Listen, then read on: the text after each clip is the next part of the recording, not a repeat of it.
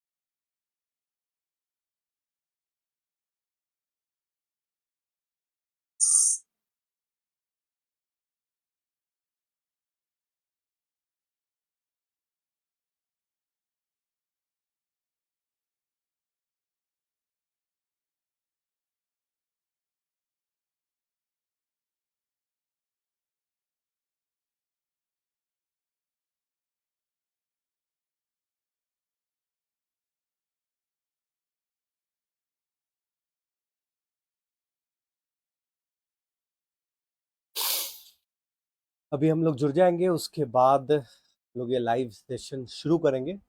क्योंकि कल से होली की भी शुरुआत हो रही है और हाजीपुर एक नए पड़ाव पे भी जाने को तैयार है।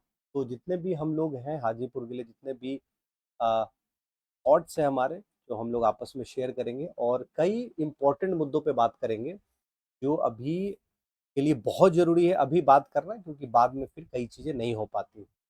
थोड़ा सा हम लोग लाइव वेट कर लेते हैं, एक दो खास लोग जुड़ने वाले हैं, उसके बाद हम लोग वापस से ये सेशन शुरू करेंगे।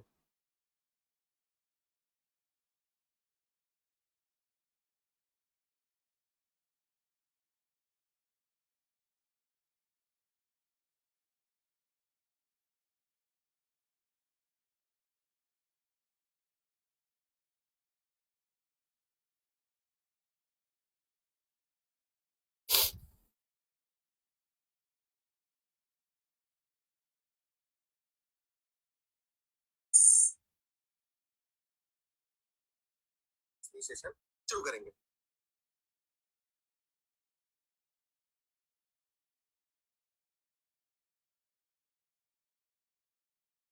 आप अपने सवाल अ, डाल सकते हैं हमारे कमेंट बॉक्स में, और एक बार हम लोग टॉपिक डिस्कस कर ले, फिर हम लोग इन सारी चीज़ों पे बात करें।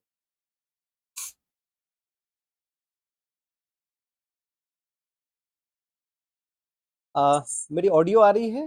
कोई है लाइव तो बताएं, ऑडियो वीडियो प्रॉपर से में आ रही है?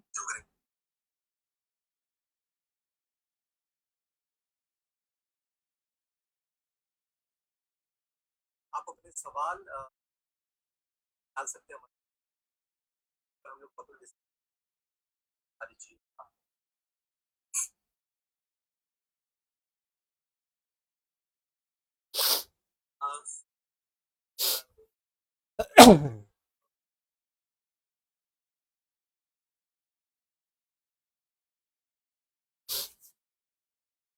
चलिए हम लोग शुरू करते हैं। मैं म्यूट कर दूं ताकि मैं देख पाऊँ।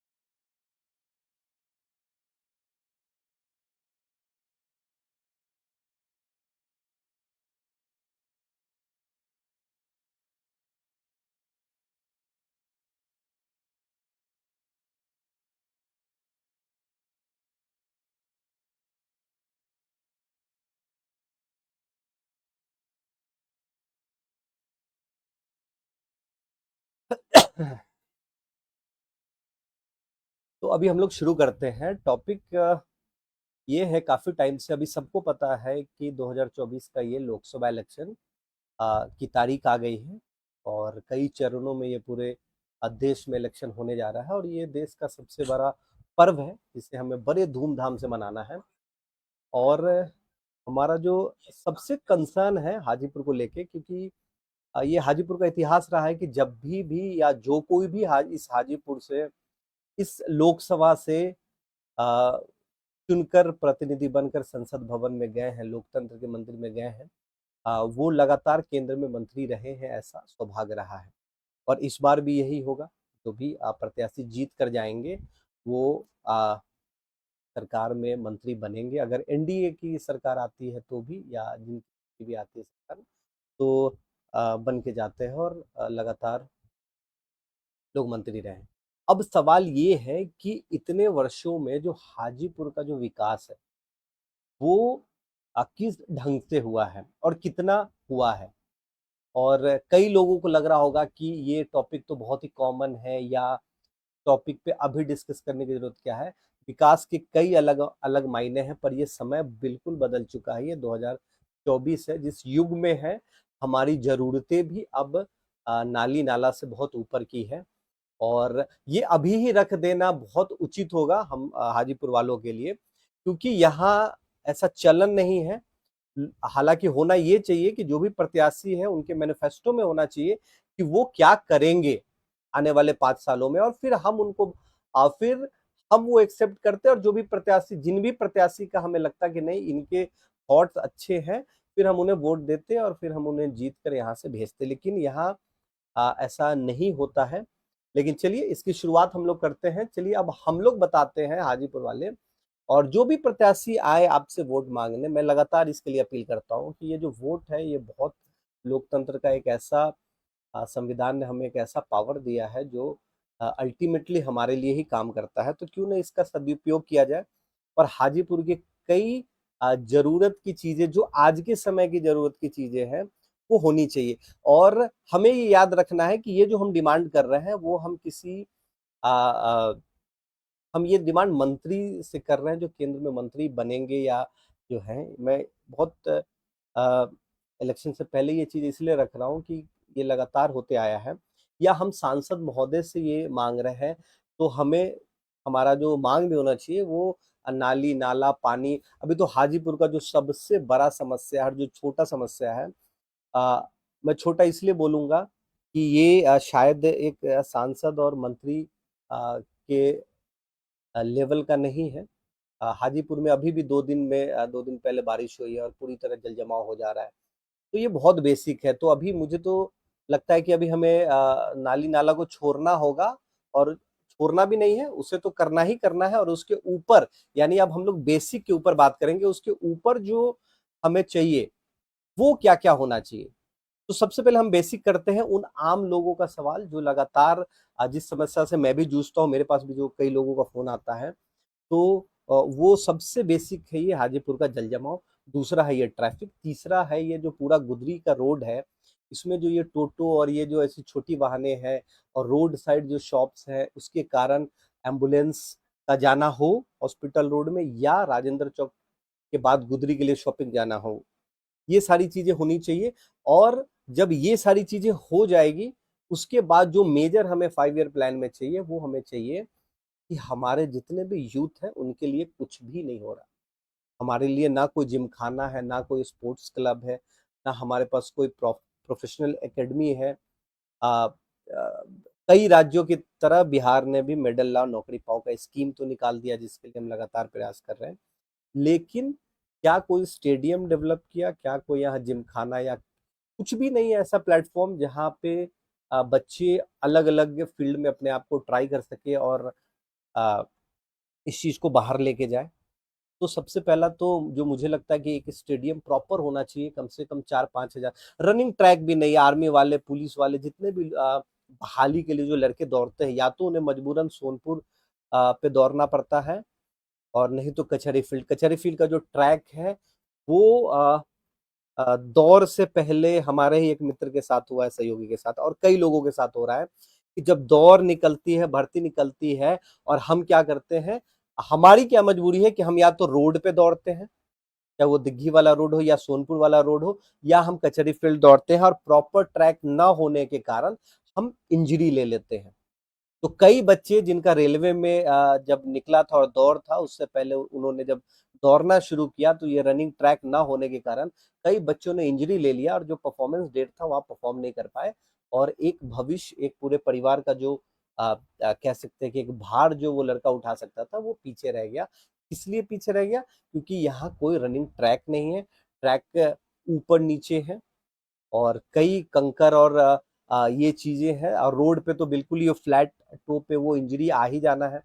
तो एक ये है। दूसरा एक और, मैं ये जो अभी पहले हम लोग जो बात कर रहे हैं वो छोटे छोटे विषयों पे बात करूं, उसमें एक और विषय है, ये जो मॉर्निंग वॉक के लिए लोग सुबह जा रहे हैं, ये जो ट्रैक्टर है पूरे बिहार में, मुझे तो अभी तक समझ नहीं आ रहा कि इन ट्रैक्टर को लाउड स्पीकर का परमिशन कौन देता है। एक तो ट्रैक्टर का जजमेंट ऐसा होता है कि उसके नीचे अगर कोई आ भी जाए तो ट्रैक्टर को पता नहीं चलता, तो ट्रैक्टर को, ड्राइवर को लगता है कि वो तो यमराज के भैंस पे बैठे हैं कि उनको कुछ होगा ही नहीं। और बात भी सही है, ट्रैक्टर का जो बोनेट है वो कितना भी मेजर एक्सीडेंट हो जाए, कभी आपने नहीं सुना होगा कि ट्रैक्टर का ड्राइवर मर गया, और वो क्योंकि खुला होता है तो वो आसानी से भाग भी जाता है। तो मॉर्निंग वॉक के दौरान मैं ये जिला प्रशासन से भी अपील करना चाहूंगा कि मॉर्निंग वॉक के दौरान ये जो ट्रैक्टर है, ये सारण हो या वैशाली हो, इसके बीच में जो सुबह ये लोग जितनी तेज भगाते हैं, शायद नो एंट्री है या बालू लेके भागते हैं, और पता नहीं कि मैं ये नहीं मैं इन चीजों में नहीं पढ़ना चाहता कि वो कौन सा बालू लेके जा रहे हैं या उसमें क्या लेके जा रहे हैं। ये प्रशासन को बेहतर समझना है, मैं बिल्कुल कमेंट नहीं करूंगा। पर मैं ये चाहता हूं कि जो लोग सुबह जा रहे हैं वो बहुत अनसेफ है, क्योंकि वो ट्रैक्टर क्या करते हैं, अपने टाइमिंग के लोड अनलोड के कारण वो कंटिन्यूअसली बहुत रैश ड्राइविंग करते हैं, और वो एक खतरा है। और मुझे डर लगता है कि हमारे जो माँ बाप हैं और हमारे जो लोग हैं, वो शायद सुबह बॉडी इतना भी कंट्रोल में नहीं रहता कि वो अपने आप को पूरी तरह उस समय संभाल ले, और वो बच बचा कर जाना।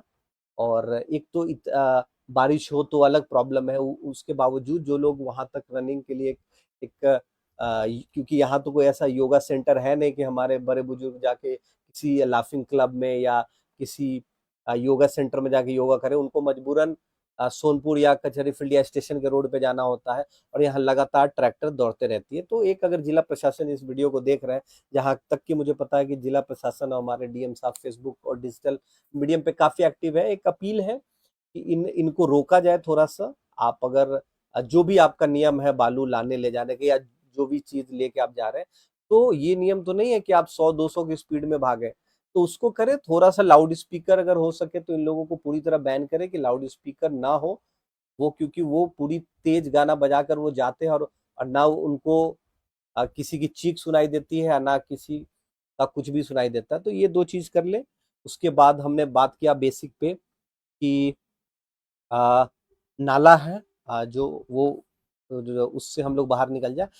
उसके बाद हम आते हैं, सबसे पहला जो है ये स्पोर्ट्स क्लब का है। दूसरा मैं बताऊं, हेल्थ के सेक्टर में यहाँ बहुत ही मुश्किल है। हाजीपुर सदर जिस तरह से इंफ्रास्ट्रक्चर डेवलप हो रहा है उस तरीके से वहाँ मॉनिटरिंग नहीं है। मैं आपको बताऊं कि आप, कोई भी भाई हमारा अगर डेमो करना चाहता है, तो अभी बज रहे हैं अ, अभी ये समय हो रहा है 9:13। अभी आप जाएं हॉस्पिटल, अपने आप को एडमिट करें, ना आपको एक दवाई मिलेगी, ना आपको एक बेसिक इंजेक्शन मिलेगा। आपको एक डलोना डेलोना की या तो टैबलेट, मुझे तो सुई मुश्किल लग रहा है, एक एंटीबायोटिक के लिए भी आपको, सॉरी, एक आपको टीटी के लिए भी शायद बोला जाए कि बाहर से खरीद कर ले आओ। तो कुछ भी आपको लाइफ सपोर्ट नहीं है वहां पे इमरजेंसी में। और उन सब के बावजूद जो सबसे बुरा हाल है हॉस्पिटल का, वो जो है वो व्यवहार का है। जाते आपसे इतने रफ तरीके से लोग बात करते हैं। मैं एक और चीज करता हूँ कि मैं नहीं बात करता निगेटिव चीजों पे, क्योंकि मैंने आज तक इससे पहले कभी इन चीजों पे, इन विषयों पे बात नहीं की है। लेकिन मैं आपको बता दूं कि ये जो बदतमीजी होती है उसको रोका जा सकता है, उसको थोड़ा सा मॉनिटर किया जा सकता है। अगर यहाँ के माननीय लोगों का एक कंट्रोल हो, खासकर सदर पे, तो मुझे नहीं लगता कि किसी भी ग्रामीण या किसी भी शहरी के साथ कोई बदतमीजी करे। एक तो परिवार किसी तरीके से इमरजेंसी, एक तो हॉस्पिटल कोई भी नहीं जाना चाहता है। किसी भी एक्सीडेंट का मैंने तो नहीं सुना कि कोई भी केस यहाँ बच पाया है। या तो यहाँ से सीधा रेफर होता है, और रेफर के दौरान भी जो ट्रीटमेंट होना चाहिए लाइफ सपोर्ट में, ताकि उसको 2-4 घंटे का टाइम मिल जाए, वो तो यहाँ होता ही नहीं है। हाँ, सीधा रेफर किया जाता है, उसमें काफी मुस्तैदी होती है। दूसरा, अगर आपको कुछ भी होता है तो जो नाइट ड्यूटी पे रहते हैं, तो वो ड्यूटी तो 8 घंटा ही करते हैं। तो वो बिल्कुल कोई भी डॉक्टर स्टाफ ये एहसान हमें ना जताए कि हम नाइट में ड्यूटी करके किसी पे एहसान कर रहे हैं। आप अपना काम कर रहे हैं और बदले में आपको दिन में छुट्टी मिल रही है। तो ये जो आप करते हैं ना कि लगातार आप जाएं, और वो बदतमीजी, मुझे ऐसा नहीं लगता कि कोई भी होगा जिसका झगड़ा ना हुआ हो। और खासकर जब हम लोग गांधी चौक और ऐसे नियर बाई के होते हैं, वो जाते हैं और वो उम्मीद करते हैं कि जो एक कंसर्न हो, चाहे वो पढ़ा लिखा व्यक्ति हो या चाहे वो किसी भी तरीके से कैसा भी वर्ग का हो, सबके साथ कॉमन ट्रीटमेंट करके बदतमीजी करके, चाहे वो नर्स हो चाहे ऑन ड्यूटी डॉक्टर हो। और डॉक्टर से तो खासकर हमें उम्मीद नहीं होता, पर शायद मेरा भी अनुभव रहा है, और इसकी शिकायत मैंने सुपरिटेंडेंट साहब को उसी वक्त की थी और सीए साहब को की थी। और मुझे तो लगता है कि अगर आप लोग भी जाए और जितनी बार आपके साथ बदतमीजी हो, आप सीएस साहब को फोन करें, सुपरिटेंडेंट साहब को फोन करें, और अगर वो भी फोन नहीं उठाते या वो भी सोल्यूशन नहीं दे पाते, तो जिला अधिकारी महोदय के पास करें। और इन सब से पहले मैं रिक्वेस्ट करूंगा कि हमारे जो भी माननीय अब आए, वो थोड़ा सा पहले ही हॉस्पिटल्स को ये एक सूचना दे के रखे कि हाजीपुर ना केवल लोकसभा है, हाँ, ये विधानसभा भी है। और 6 विधानसभा के अंदर के लोग जो हैं, चाहे वो महनार के हो, चाहे राजा पाकर के हो, वैशाली के हो, हाँ, महुआ के हो, ये लोग भी यहाँ आते हैं इस उम्मीद में कि उनका ट्रीटमेंट हो सके। रात को एम्बुलेंस की दिक्कत है। दूसरा, यहाँ 10 बजे, तो मैं बहुत ज्यादा बोल रहा हूँ, 9 साढ़े 9 के बाद कोई भी मेडिकल शॉप ओपन नहीं रहता। तो अगर मैं एक और अपील करना चाहूंगा कि एटलीस्ट अपने हॉस्पिटल में एक ऐसा मेडिकल शॉप या तो गवर्नमेंट की तरफ से हो या हमारे माननीय लोगों की तरफ से हो, कि एटलीस्ट जो बेसिक दवाई ट्रीटमेंट है वो पूरी रात मिल सके। एक 24x7 मेडिकल सुविधा या कैंप का होना बहुत जरूरी, क्योंकि हॉस्पिटल में कोई भी दवा नहीं होती। और अगर सबको लगता होगा कि ये सिर्फ इल्जाम है, तो आप कभी भी घूम कर जाएं और कोई भी ट्रीटमेंट के लिए आप वहाँ दवा के लिए करें। मुझे तो लगता है कि एक पानी भी आपको चढ़ा दिया जाए वो बहुत है, और मुझे लगता है बजट में तो सब कुछ आता है, शायद ये नहीं हो पाता। तो ये अभी भी हम लोग बेसिक पे बात कर रहे हैं, चाहे वो कोविड गया हो, चाहे वो डेंगू गया हो। हमने जो हमारे हाजीपुर वाले हैं वो अपने ही बदौलत जिंदा है। हमें कहीं से कोई आकस्मिक सुविधा नहीं मिली है कि हम ये कह सके कि हाँ हाँ ये बहुत अच्छा हुआ जो आज हम बच गए। दूसरा, हमारे पास इमरजेंसी में बहुत कुछ नहीं है। अगर मैं बात करूँ तो होना तो ये भी चाहिए कि एक एयर एम्बुलेंस की व्यवस्था की जाए, कि जो लोग अफोर्ड कर सके एटलीस्ट वो अपने ट्रीटमेंट के लिए एयर एम्बुलेंस के जरिए यहाँ से लेके जा सके। यहाँ से कनेक्टिविटी जो एम्स और पीएमसीएच की है। दूसरा, जो रेफरेंस है, अभी भी पीएमसीएच जाने के बाद लोग आसानी से एडमिट नहीं ले रहे हैं, चाहे एनएमसीएच हो, एम्स हो। तो थोड़ा सा ये होना चाहिए कि एटलीस्ट जो भी जनप्रतिनिधि हो, उनकी रिस्पॉन्सिबिलिटी हो कि एटलीस्ट वहां उनको एक बेड अलॉटमेंट या एक वार्ड अलॉटमेंट कराएं। तो मैं तो ये बोलूंगा कि हमारे जो भी अभी जीत कर आएंगे, और उनको अपना पर्सनल नंबर सबसे पहले पब्लिक करना चाहिए।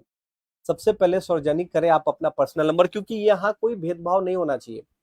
और क्योंकि जब लोग बात करते हैं यंग होने की, कनेक्ट होने की, युवा होने का और ये जोश होने का, तो आपका कोई प्रोटोकॉल नहीं होना चाहिए। और हाजीपुर वाले, आप भी बिल्कुल बेधड़क ये मत सोचो कि आप जिनको फोन कर रहे हो वो मंत्री हैं या जो कुछ भी, वो जो कुछ भी है इस हाजीपुर की बदौलत है, और इस हाजीपुर ने उनको बनाया है या आगे चल के बनाएंगे। तो आप सीधा फोन किया करो कि हाँ जी, चाहे वो आपके घर का इलेक्ट्रिसिटी चला जाए तो, या आपके यहाँ कोई मेडिकल इमरजेंसी आ जाए तो। इलेक्ट्रिसिटी पे भी हम बात कर लेते हैं। सबसे ज्यादा जो मुझे कॉल आया है इन 2 सालों में, जब हम लोगों ने ये आ, इस पब्लिक सेक्टर में जब हम लोग आए, सबसे ज्यादा बिजली की समस्या आ रही है। वो इसलिए भी सॉल्व नहीं हो पा रहा क्योंकि लोड बहुत ज्यादा है। इसको थोड़ा सा सेपरेट करना पड़ेगा, लोड डिवाइड करना पड़ेगा। ये लालगंज तक का लोड इसी में जा रहा है, कोनहारा सेक्शन का, तो ये पहले थोड़ा सा इसको लोड डिवाइड करें और ट्रांसफार्मर इंस्टॉलेशन की जरूरत है। और खासकर एक जय साहब से अपील है कि जो भी आपने प्राइवेट या गवर्नमेंट या जो भी सेमी गवर्नमेंट आपने लाइनमैन रखा है, तो थोड़ा सा अटेंटिव रखें। एक और मैं बताऊं, हॉस्पिटल से भी ज्यादा अगर बदतमीजी कहीं हो रही है तो वो होता है नॉर्थ बिहार पावर डिस्ट्रीब्यूशन के टोल फ्री पे। और मैं आज ये पहली बार खुल के बोल रहा हूँ क्योंकि अब ये हाजीपुर दावा कर रहा है कि वो अब पूरी तरह बदलेगा, दावा कर रहा है कि अब ये बिहार में नंबर 1 होने जा रहा है और कुछ दिनों बाद ये शायद नंबर 1 की पोजीशन में होगा। अब ये हाजीपुर दावा कर रहा है। तो मैं जय साहब से भी एक रिक्वेस्ट करूंगा कि अभी 2 दिन पहले एक बहुत अच्छे व्यक्ति थे, मैं उनको अप्रिशिएट भी करना चाहूंगा कि बहुत पेशेंसली फोन उठाए, पर इससे पहले जो भी लोग फोन करते हैं या तो उनका एक तो पता नहीं कौन सा टोल फ्री बना है जो लगातार बिजी रहता है। अगर गलती से आपका फोन पूरे दिन में लग भी गया तो आप कंप्लेन आपने लिखा भी दिया और जब दोबारा आप फोन करते हैं कंप्लेन के लिए कि क्या अपडेट है, तो शायद आपका फोन नहीं लगता या बदतमीजी हो जाती है दोनों साइड से। चलो मैं ये भी समझता हूँ कि लैंडमैन की कमी है, तो क्यों कमी है ये भी माननीय महोदय मंत्री जो हाजीपुर में अब दावा रखते हैं उनको ये भी सुनिश्चित करना होगा कि अगर 10 या 20 या 50 या 100 लाइनमैन की जरूरत है तो उसको 100 लाइनमैन दिया जाए। डिपार्टमेंट भी हमें ये बोलता है कि सर हमारे पास रिसोर्स नहीं है, हम क्या करें, हमारे पास मैन पावर कम है तो हम क्या करें। अब जितने भी लाइनमैन है वो अपने, एक तो उनके पास प्रॉपर इक्विपमेंट नहीं है, बेचारा कोई रस्सी से लटक के अपने आप किसी भी तरह लाइन जोड़ रहा है 2-4 पैसे की लालच में, और हम ये भी नहीं चाहते कि किसी की जान चली जाए। तो अब ये सब किसकी जिम्मेवारी है। अब लोग बहुत लेयर में बात करेंगे कि ये इस डिपार्टमेंट के अंदर आता है, ये जिलाधिकारी महोदय के अंदर आता है, ये इसके अंदर नहीं। अब जब आप हाजीपुर की तस्वीर बदलने की बात कर रहे हैं, हाँ, तो अब आप ये सब जो जिम्मेवारी है वो आप उठाएं। अब हम जनता आ, इस मूड में आ गए हैं कि अब हम भी ये इस प्रोटोकॉल का आनंद लेंगे और इस हाजीपुर के विकसित होने का या आ, आगे बढ़ने का आनंद लेंगे। तो ये कुछ बेसिक चीजें हो गई। अब हम लोग बात करते हैं दिल्ली वाले प्रोटोकॉल की। एक तो हमें प्लेग्राउंड चाहिए, दूसरा हमें क्या चाहिए कि हमारा कोई भी पेशेंट एम्स के लिए जाए, एम्स दिल्ली की बात कर रहा हूँ, या सफदरगंज के लिए जाए या बेंगलोर जाए, कर्नाटका जाए, किसी की बॉडी भेजनी हो या बॉडी लानी हो, ये जिम्मेवारी अब मंत्री महोदय का होना चाहिए। जो भी अब बनेंगे यहाँ से सांसद महोदय, उनका होना चाहिए कि वो अब ये जिम्मेवारी लें कि उनका प्रॉपर एक, आप या तो आप 1 पीए रखो या 10 पीए रखो, आप या आप डायरेक्ट फोन उठाओ और ये सुनिश्चित करो कि यहाँ के लोगों का जो ट्रीटमेंट है, अच्छा अब ट्रीटमेंट में हमें सिर्फ ये नहीं चाहिए कि आप को हम लगातार रीच करते रहे और गलती से ट्रीटमेंट नहीं। वहाँ हाजीपुर से अगर कोई यहाँ से जाता है, अब उसके ट्रेन का फेयर, ट्रेन का जो टिकट हो वो भी कंफर्म करने की जिम्मेवारी हमारे सांसद महोदय की होनी चाहिए। वहाँ रहने, ठहरने, खाने का और इलाज कराने का भी जिम्मेवारी उन्हीं सांसद महोदय का होना चाहिए, क्योंकि हम लोग हाजीपुर से हैं। तो अब हम हाजीपुर वालों को भी सुख सुविधा चाहिए। बहुत हो गया, हमने बहुत कष्ट कर लिया और बिहार फर्स्ट, बिहारी फर्स्ट। चलिए मैं अब खुल के बात करता हूँ कि चिराग जी की बात कर रहा हूँ मैं। बिहार फर्स्ट बिहारी फर्स्ट का थीम है, बहुत युवा है और बहुत दावा कर रहे हैं बहुत अच्छा करने का, और शायद कर भी सकते हैं। लेकिन अब हम लोगों को हाजीपुर में हर चीज पे क्वेश्चन मार्क लग ही जाता है। तो अब हम चिराग जी से ये उम्मीद करते हैं कि एक तो वो अपना मैनिफेस्टो जारी करे, और अगर हो सके तो कई जो मैनिफेस्टो जारी नहीं कर पा रहे तो एटलीस्ट एक पब्लिक रिव्यू ले ले कि यहाँ के लोगों को क्या क्या चाहिए। जिसमें से एक केंद्रीय विद्यालय भी है, और सिर्फ अच्छा केंद्रीय विद्यालय में हमारे बच्चे तो पढ़ नहीं पाते। हाँ, जो सेंट्रल एम्प्लॉय है या जो रेलवे के एम्प्लॉय है वो पढ़ते हैं, तो केंद्रीय विद्यालय में बहुत कम जो है कोटा, वो भी शायद खत्म हो गया, एमपी कोटा, तो बहुत कम लोग पढ़ पाते। तो केंद्रीय विद्यालय का विषय इतना बड़ा नहीं है। एटलीस्ट जो हमारा सरकारी स्कूल है उसको केंद्रीय विद्यालय के लेवल का आप बनाए ताकि हमारे बच्चे वहां पढ़ सके। अच्छा, दूसरा, प्रोफेशनल स्किल का कोई यहाँ पे नहीं है, ट्रेनिंग इंस्टीट्यूट नहीं है कि अगर आप एकेडमिक के अलावा कुछ प्रोफेशनल ट्रेनिंग करना चाहते हैं एम्प्लॉयमेंट के लिए, तो उसकी भी व्यवस्था करें। 2-4 ऐसे एकेडमिक इंस्टीट्यूट खोले सर्किट हाउस के पास, जहाँ पे हम लोग कुछ स्किल ट्रेनिंग करके भी जॉब ले सके। तो क्योंकि अभी कल से ही मैंने सुना कि होली मिलन होने जा रहा है, और बहुत सारे प्रोग्राम्स कल से शुरू होने जा रहे हैं, और प्रॉपर मैनिफेस्टो और इलेक्शन का प्रॉपर कल से कैंपेन शुरू होने जा रहा है। तो ये सारी चीज़ें रख ले। ब्लड बैंक का बहुत दिक्कत है, यहाँ एक ब्लड बैंक प्रॉपर होना चाहिए, क्योंकि बहुत बार होता है कि एक्सचेंज में ब्लड हमें नहीं मिल पाता। प्लाज्मा की दिक्कत हुई थी अभी लास्ट कोविड के समय। तो ये होना चाहिए, एक अच्छा स्कूल इंफ्रास्ट्रक्चर, ट्रेनिंग। अच्छा, एक और चीज़ की जो सिक्योरिटी कॉम्प्रोमाइज़ हो रही है हमारे लोगों का, चाहे वो किसी भी बिहार के बाहर, वो भी अगर आप सेंट्रल में मिनिस्टर बनते हैं, तो ये आपकी ज़िम्मेवारी होनी चाहिए। आपको ये सुनिश्चित करना चाहिए कि ये जो हमारा सिक्योरिटी कॉम्प्रोमाइज़ होता है, चाहे हमारे बच्चे कहीं भी पढ़ने के लिए जा रहे हैं या काम करने के लिए जा रहे हैं, अगर वहाँ उनको किसी भी लोकल द्वारा तंग किया जा रहा है, तो आपको देन एंड देयर उनको अटेंटिव तरीके से उनको उनको सेफली, उनके सेफ्टी का भी आपको ध्यान रखना चाहिए। तो क्योंकि आप ही बात करते हैं कि आप नाला-नाली के ऊपर की राजनीति कर रहे हैं। तो अ, ये एक और मुद्दा है, ऐसे कई मुद्दे हैं। अगर मैं अभी सारा रख दूँ, तो शायद किसी भी प्लेटफ़ॉर्म पे वो चीज़ें ख़त्म हो जाएँगी। दूसरा क्या है कि अब जो हाजीपुर है, यहाँ पे जितनी भी चीज़ें हमने अभी 2-3 बेसिक चीज़ें, पहले तो हम चाहे उम्मीद करेंगे कि ये बेसिक मुद्दे ख़त्म हो, चाहे वो नाली का मुद्दा हो, चाहे वो हॉस्पिटल का मुद्दा हो, वो बिजली का मुद्दा हो, चाहे वो एजुकेशन का मुद्दा हो। ये इनके बाद जो हमने मेजर जो ऊपर रखा है, कई लोगों का फ़ोन आ रहा है, जिनमें से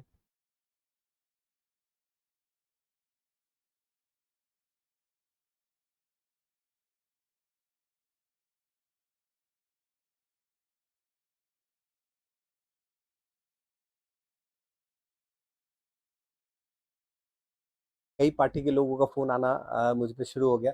एक हमारे मित्र हैं, और आईटी सेल के हैं, चिराग जी का उनका फ़ोन आ रहा है। राजवंश जी हमारे बहुत करीबी सहयोगी हैं। उनका सवाल है जो शायद हमने रख दिया है, और एक बार मैं फिर रख दूँ। हॉस्पिटल की हालत बहुत खराब है, और इसको मैं एक बार माननीय विधायक जी से भी अनुरोध करूँगा कि थोड़ा-सा हमें मान-सम्मान के साथ ट्रीटमेंट कराया जाए। शायद हम हॉस्पिटल प्राइवेट इसलिए जाते हैं क्योंकि सॉरी, गवर्नमेंट हॉस्पिटल इसलिए जाते हैं कि शायद उस रात उस वक़्त यहाँ कोई मल्टी स्पेशलिस्ट हॉस्पिटल नहीं है, तो हमें सरकारी की तरफ मूव करना पड़ता है। और हम क्यों ना मूव करें? आप ये छोड़ दें कि हमारे पास पैसे हैं। जब गवर्नमेंट हॉस्पिटल में इतना इंफ्रास्ट्रक्चर और इक्विपमेंट पे खर्च हो सकता है, तो थोड़ा-सा व्यवहार और मान-सम्मान भी मिलना चाहिए हम हाजीपुर के लोगों को। और हम हाजीपुर के लोगों को क्यों, पूरे इंसानियत की ये चीज़ है, चाहे वो कहीं से भी हो, किसी भी राज्य से हो, किसी भी देश से हो, मान-सम्मान का हक सबका है। और थोड़ा-सा एक ट्रेनिंग ही चला दें, मुझे लगता है कि शायद हॉस्पिटल के लोगों को या नर्स को, वार्ड को, इनको लगता है कि इरिटेट होना, चिल्लाना, किसी को 4 बार समझाना ही ट्रीटमेंट है, तो नहीं होता है। और जब तक स्टाफ कर रहे हैं समझ में आता है, डॉक्टर जब करने लगते हैं तो हमें लगता है कि शायद पढ़ाई-लिखाई का कोई मतलब ही नहीं है। और अभी किसी को भी डाउट होगा ना, तो एक दिन हम लोग रात को कैमरा लेके हम लोग भी चलेंगे लाइव, और मैं आपको दिखाऊँगा कि कैसे ट्रीटमेंट हो रहा है। और मुझे उम्मीद है कि इस अभी ये टॉपिक रखने के बाद भी शायद ये आगे चल के उतना बदलने नहीं जा रहा। एक और हाँ, एक और मेजर टॉपिक है जिस पे बात करना बहुत ज़रूरी है, वो है ये प्राइवेट स्कूल्स को मॉनिटर करना। अब मैं आपको बता दूँ कि अब जब हम एडमिशन के लिए मूव करते हैं, ये एकेडमिक ईयर भी चल रहा है, इसका जो फीस है, वो मॉनिटर करना बहुत ज़रूरी है। और मैं रिक्वेस्ट करता हूँ कि इसकी शुरुआत हाजीपुर से ही हो। और मैं तो चाहता हूँ कि इसकी शुरुआत चिराग जी आप ही करो, क्योंकि और ये पूरा देश आपके मॉडल को फॉलो करेगा। एक इकोनॉमिक सर्वे कराओ और देखो कि हाजीपुर के लोग या जो भी वहाँ के विधानसभा के हो, उसमें जो इकोनॉमिक जो उसका दर है, जो परिवार का जो एक वेल्थ है उसके हिसाब से एक एवरेज निकालो और एक फीस तय करो। जितने भी बड़े स्कूल हैं, अगर हम 5-10 हजार एजुकेशन पे खर्च कर रहे हो और अगर हमारे घर में 2-3 बच्चे हैं, तो आप समझो कि ये 20 हजार और ये 30 हजार का जो खर्च है, ये हमारा ग्रोथ रोक रहा है। और यही कारण है कि हमारे लोग बाहर जा रहे हैं काम करने के लिए और वहां कमा रहे हैं, वहां खा रहे हैं, वहां के राज्य तो डेवलप हो रहे हैं, क्योंकि हमारा पैसा वहां तो खर्च हो रहा है खाने में, रहने में और बाकी चीजों में, ट्रैवल करने में, और हमारा राज्य पीछे है। तो अगर अभी ये एजुकेशन के बाद मैं आऊंगा कि यहाँ कैसे हम एम्प्लॉयमेंट जनरेट कर सके, क्योंकि अगेन मैं बोलूंगा कि चिराग जी खुद बोलते हैं कि अभी हमें नाला नाली के ऊपर की बात करनी है और ये किया तो क्या किया। तो अब चिराग जी से हम उम्मीद करेंगे, क्योंकि बिहार फर्स्ट, बिहारी फर्स्ट का एक दम रख रहे हैं और इसको बहुत हम लोग हेल्दी वे में लेंगे, क्योंकि इसको हम बिल्कुल पॉलिटिक्स से नहीं जोड़ेंगे। ये चाहे कोई भी हो, चाहे ये महागठबंधन के भी जो शिवचंद्र राम जी हैं, जो प्रत्याशी शायद बनने जा रहे हैं या बन चुके हैं, मैं उनसे भी ये अपील करूंगा कि ये सारे सवाल रखें, या हमारे माननीय पूर्व मंत्री और वर्तमान सांसद हमारे माननीय पशुपति पारस जी भी अगर है, तो उनसे भी मैं रखूंगा, जो भी यहाँ सांसद बनने जा रहे हैं और जो भी माननीय लोग हैं, उन सबसे ये है कि स्कूल की फीस को थोड़ा सा मॉनिटर करें। और आप करें तो सही एक बार, उसके बाद देखिए ये पूरा शहर आपको कितना प्यार करेगा और शायद 200 साल के लिए आपको फिर आपकी जगह कोई नहीं ला पाएगा। दूसरा, थोड़ा सा क्या करें, कुछ जैसे अभी एक फ्लिपकार्ट है, वो आई है, तो शायद मुझे लगता है कि थोड़ा सा एम्प्लॉयमेंट लोगों को मिल रहा है। ऐसे 2-4 बड़ी ई कॉमर्स या ऐसे कोई इंफ्रास्ट्रक्चर वाली कंपनी, मैन्युफैक्चरिंग यूनिट, कुछ यूनिट आप लाओ यहाँ पे, ताकि यहाँ के लोगों को थोड़ा सा वो मिल सके। फीस का थोड़ा सा आप करो, ऐसा करो कि कम से कम वो फीस सबके बजट में हो। और अगर आप नहीं करोगे तो ये बहुत जल्द बहुत बड़ा आंदोलन का रूप ले लेगा और शायद इसकी शुरुआत मैं ही कर दूंगा, क्योंकि ये जो फीस है ये कंट्रोल करना। अच्छा, मैं एक और चीज आपको बताता हूँ। एक तरफ तो ये फीस की बात है और दूसरा क्या है कि ये स्कूल्स जो जितना पैसा कमा रही है, हर स्कूल के पास एवरेज 20, 40, 50 बसेज है, पूरे दिन शहर को जाम करके रखती है ये स्कूल्स।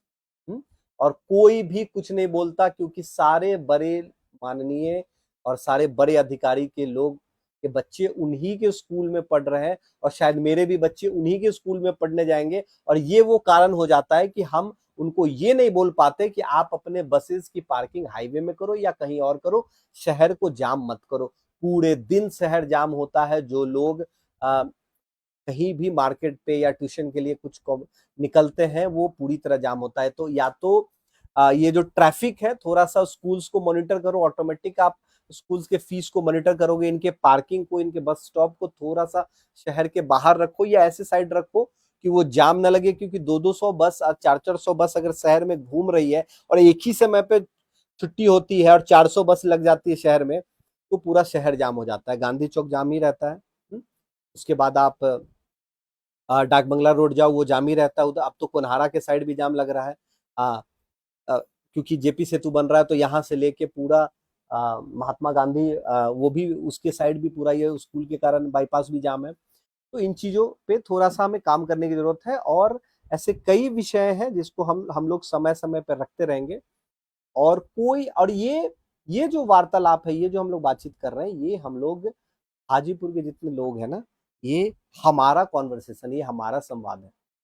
ये हम सबको अपने अपने स्थानीय नेता के पास ये बात पहुंचाना है कि कुछ चीजें की सख्त आवश्यकता है और इसको किसी भी निगेटिव राजनीति से ना जोड़े। और मैं हाथ जोड़ के अपील करता हूँ कि हम लोग, खासकर मैं, बहुत ही पॉजिटिव चीजें लेके मैं चला हूँ। इस चीज को मैं और भी निगेटिव तरीके से रख सकता था, पर शायद उससे फायदा कुछ नहीं होता है। मुझे ये पता है कि अगर मैं अच्छे और ये भी हो सकता है कि हमारे जैसे मैं आपको एक घटना बताता हूँ। कई बार जो यहाँ के स्थानीय मंत्री होते हैं या विधायक होते हैं, उनको ये सूचना नहीं होती, या नगर परिषद की बात कर ले। मैंने जितनी बार भी नगर परिषद को, चाहे लोग जितनी भी गाली दे दें नगर परिषद को, एक कमी हमारे साइड से भी होती है। चाहे लोग जितना भी कुछ बोल ले स्थानीय माननीय लोगों को, कमी हमारे साइड भी होती है कि हम सोचते हैं कि हम क्यों बोले, कोई और बोलेगा, हम क्यों उनसे बुरा बने, कोई और बोलेगा। मैंने जितनी बार भी अपनी चीजें नगर परिषद को रखी है, एक डिसिप्लिन वे में, एक सभ्य तरीके से, नगर परिषद ने मुझे कभी निराश नहीं किया है। अब कई लोग बोलेंगे कि पवन आप बहुत तारीफ ही करते हो लोगों की, क्यों करते हो? नहीं, तारीफ की बात नहीं है। मैं एक और आपको घटना बताता हूँ। जो अभी हमारे वर्तमान सांसद है श्री पशुपति कुमार पारस जी, बहुत कम वक्त रहा, बहुत थोड़े टाइम पहले मैं कुछ विषय को लेके गया था, और मैं जितने भी विषय को लेके गया मुझे उनसे वो सारी चीजें सुविधा मिली। सुविधा, मैं जब पानी लगा था तो उस विषय को भी लेके मैं गया था, और कुछ लोगों का ट्रीटमेंट का था। मैं एक और धन्यवाद दूंगा यहाँ पे हमारे माननीय पशुपति पारस जी के एपीएस हैं, कुश पासवान जी। बहुत कम समय में हम लोग अच्छे संपर्क, हमारा अच्छा व्यवहार और सब कुछ जुड़ा। मैंने एम्स के लिए कई लोगों के एडमिशन के लिए उनको फ़ोन किया, और 2-2 बजे रात कर उन्होंने अपने लेटर पैड पे प्रॉपर टाइप करके उनका ट्रीटमेंट कराया, उनका सब कुछ कराया। तो ये कहना बहुत आसान होता है कि कोई कुछ नहीं करता, वो ये नहीं करता, वो ऐसे नहीं करता, वो वैसे नहीं करता। हम उन तक सूचना नहीं पहुंचाते। तो ये जो संवाद हो रहा है, ये एक सूचना पहुंचाने का संवाद है, जिसमें हम उनको अवगत कराएंगे समय समय पे कि जी आप इन चीजों पे खास ख्याल रखो और हमें इन चीजों की जरूरत है। तो आ, अब जब लोग और युवा हमें बार बार चिराग जी के लिए बोलते हैं, और जो मैं उनका काम देख रहा हूँ, या जो भी हाजीपुर के लोगों का उम्मीद है उनसे, क्योंकि उम्मीद उन्होंने ही बढ़ाया है। और चाहे वो शिवचंद्र राम जी हो, वो भी पहली बार हाजीपुर को बदलने की बात कर रहे हैं, या हमारे वर्तमान के जो सांसद हैं, आ, वो तो कर ही रहे थे, और आगे करेंगे ही। चिराग जी भी करेंगे, जितने भी लोग हैं। तो अब इन सारे लोगों से हमारे, और मुझे नहीं लगता कि इसके अलावा कोई प्रत्याशी है हाजीपुर का, तो शायद अगर कोई हो और मैं उनका नाम लेना भूल गया हूँ तो मुझे जब भी मौका मिलेगा, या जब मैं जान पाऊंगा फाइनली कि किन किन लोगों ने नॉमिनेशन भरा है कब, तो मैं एक बार उन सबसे अपील करूंगा कि ये सारे विषय हैं, अब इन विषयों का मुद्दा ना बने, राजनीति ना हो, पर एटलीस्ट इन विषयों पे आप लेयर बाय लेयर काम करो। और ये ही हाजीपुर आपको, जो कोई भी काम करता है, चाहे वो किसी भी स्तर पे काम करते हैं, अगर अगर ये सारे काम अगर वार्ड के स्तर पे हो जाए, या माननीय विधायक जी के स्तर पे हो जाए, या माननीय सांसद जी के स्तर पे हो जाए, तो जिन भी के माध्यम से ये होगा, शायद मुझे लगता है कि वो आने वाले 200 साल तक उनको फिर कोई हरा ही नहीं पाएगा, क्योंकि ये कहीं भी जो लोग काम करते हैं शायद उनको पीछे मुड़ के देखना नहीं होता। तो चलिए, इन्हीं सब संवाद के साथ हम लोग ये खत्म करेंगे, और होली की बहुत सारी शुभकामनाएं, और हम लोग होली मनाएंगे। होली मिलन भी हम लोग करेंगे, और कल से शायद हाजीपुर में एक नई चहल पहल देखने को मिलेगी। होली की शुरुआत हो रही है। आप तमाम लोगों को भारतीय टीवी टीम पवन की तरफ से, और हमारे हाजीपुर की तरफ से आप सबको होली मुबारक। और शायद मैं होली पे यहाँ नहीं रहूँगा, तो हम लोग होली के बाद जब प्रॉपर लोग फॉर्मेट में आ जाएंगे, और जब लोग यहाँ हाजीपुर आके प्रॉपर, अच्छा हाँ, एक और अच्छी बात कह लो या बुरी बात कह लो, यहाँ पे कोई कार्यालय नहीं है। चिराग जी का भी कार्यालय शायद नहीं है, सर्किट हाउस से कार्यालय उनका ऑपरेट होता है। माननीय पशुपति जी का कार्यालय थोड़े टाइम पहले खुला है, तो थोड़ा सा हमें भी पता हो। और सबसे पहले एक एक खास अपील जो मैं जाते जाते करना चाहूंगा, कि जितने भी लोग यहाँ प्रत्याशी बन रहे हैं, सबसे पहले आप अपना मोबाइल नंबर आप अपने हर प्रोफाइल पे रखें, व्हाट्सएप पे रखें। और दूसरा, हम लोगों से अपील करना चाहते हैं कि हमें जो भी समस्या हो, हम डायरेक्ट अब अपने कैंडिडेट से बात करेंगे, अपने जो भी हमारे जो सांसद बनेंगे या मंत्री बनेंगे, क्योंकि बट ऑब्वियस से जो लोग भी यहाँ से जीत के जाते हैं वो मंत्री ही बनते केंद्र में, जिनकी भी सरकार आती है। तो मुझे उम्मीद है कि सबसे पहले हमारे बीच कोई लेयर ना हो, हाँ, हमारे बीच कोई प्रोटोकॉल ना हो कि हम डायरेक्ट मंत्री जी को। अच्छा, एक और मैं रिक्वेस्ट करना चाहूंगा कि चिराग जी से, खासकर कि चिराग जी, मुझे कई लोगों से ये सुनने को मिलता है कि चिराग जी को रीच करना बहुत मुश्किल है। हाँ, उनसे उन तक कोई चीज रखना मुश्किल है, क्योंकि कुछ लोग उनको घेर के रखते हैं, शायद लोग नहीं घेर के रखते। तो ये सब प्रोटोकॉल थोड़ा सा हटे। आप जो हमारे नेता हो उनसे हम डायरेक्ट मिल सके, हम डायरेक्ट बोल सके, हम कभी भी फोन लगा सके, और इतनी सभ्यता तो हमारे अंदर भी है कि ऐसे समय पे हम खुद ही फोन नहीं करेंगे। पर खुदा ना करे कभी 2 बजे रात को भी इमरजेंसी हो जाए, तो हमारे सांसद महोदय वो खुद फोन उठाना चाहिए। ऐसी उम्मीद के साथ हम अभी अलविदा कहेंगे, शुभ रात्रि कहेंगे। और हाँ, एक और बहुत जल्द हम लोग एक होली मिलन करेंगे मीडिया के साथ। जितने भी हमारे स्थानीय मीडिया है, मैं एक बार उन सबका धन्यवाद कर लूँ।